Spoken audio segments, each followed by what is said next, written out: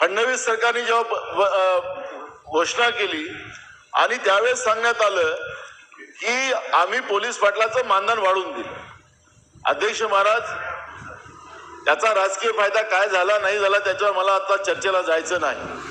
पण अध्यक्ष महाराज, कुठलंही कॅबिनेटमध्ये प्रस्ताव नाही, कुठलाही अर्थ विभागाकडून त्या पद्धतीचा प्रस्ताव नाही आणि सरकारने घोषणा करून टाकली अध्यक्ष महाराज.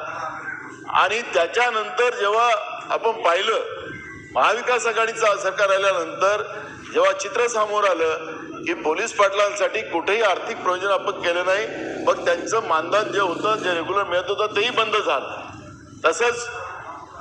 तसंच ते कोतवालामध्ये झालं, तसंच त्या शिक्षकांच्या मध्ये झालं, तसंच अंगणवाडीच्या याच्यामध्ये झालं. आणि मग अर्थसंकल्प जो आपला येतो, या कॅबिनेटमध्ये जे निर्णय होतात त्या अर्थसंकल्पाला आणि कॅबिनेटच्या आपल्या निर्णयाबद्दलचा